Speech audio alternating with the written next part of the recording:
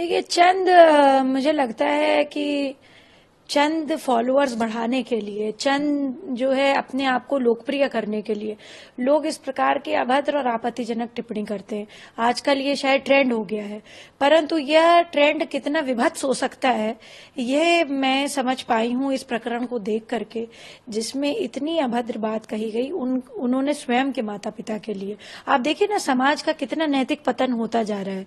ये जिस प्रक्रिया के बारे में बात करी है कोई अनयूजुअल नहीं है, सब उसी से पैदा होते हैं, आप वो भी उससे ही पैदा हुए हैं। वो जब शादी भी करेंगे आगे तो उनके बच्चे भी उसी तरह से पैदा होंगे। तो उस चीज को जो है क्यों उन्होंने ऐसा जो है बोला। और मैं तो समझती हूँ कि we are not living in a country जहां पर हमारे यहाँ पे संस्कार विहीनता है। हमारे यहाँ संस्कारों का जो है पूजा होती है। हम लोग जो है आज भी जब स्त्री गर्भ धारण करती है तो गर्भ धारण संस्कार है, तो उसको सिर्फ ये नहीं कहा कि ये बच्चा पैदा कर रही है, ये हमारे यहाँ नहीं होता है। और ये पाश्चात्य सभ्यता भी अब हमसे सीख रही है ये बात कि क्या ऐसी चीजें हैं जैसे ओम का उच्चारण है, योगा है, मेडिटेशन है, उसकी डाइट है, इट अफेक्ट्स द चाइल्ड, और मेडिकल साइंस इसका प्रूफ देती है। तो क्या आप जो है सिर्फ इस चीज के लिए अपने आप को चमकाने के लिए अपने माता पिता के लिए इस तरीके की बात कर रहे हैं? I don't think this is appropriate. उन्होंने माफी मांगी, बहुत अच्छा किया।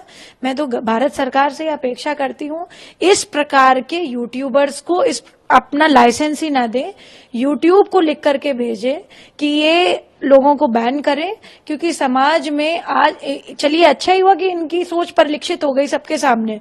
ये कल को कहाँ दिशा दे सकते हैं और कहाँ दिशा भ्रम करा सकते हैं। और रोने से कुछ नहीं होता है। आप कहते हैं ना, टेलर जो है measures only measures twice and cuts once, ये बड़ी पॉपुलर सेइंग है। आप टेलर कोई भी होता है, टेलर का मतलब है कोई भी व्यक्ति अपनी बात जब कहेगा तो उसको 2 बार 3 बार समझेगा, एनालाइज करेगा, तब हम बोलते हैं। और उसका कट करना, यानी कपड़े को कट करना सिर्फ एक बार काटता है। यानी कोई भी अगर गलत बात भी कहे तो उसको एक बार कहे, परंतु इतनी गलत बात अपने ही माता पिता के लिए जो व्यक्ति बोल रहा है वो क्या उदाहरण प्रस्तुत करेगा हमारे समाज के सामने। तो हमें ये बात देखनी पड़ेगी कि हम कहाँ पर खड़े हैं, कहाँ पर हम हैं, क्या व्यवस्था, क्या चिंता, क्या चिंतन में हम हैं, क्या संस्कार हमारे भारत के हैं। और ये भारत नहीं है, ये आदरणीय प्रधानमंत्री जी का 2050 का भारत नहीं है। ये युवा अगर इस तरीके का हो रहा है तो हमें उसको ठीक करना पड़ेगा। वो चाहे हमें जो है, वो कहते नहीं सटे साठे हम समाज रहे, तो यानी अगर सट के साथ सटता जरूरी है, फिर उसको हमें लाइसेंस कैंसिल करना चाहिए।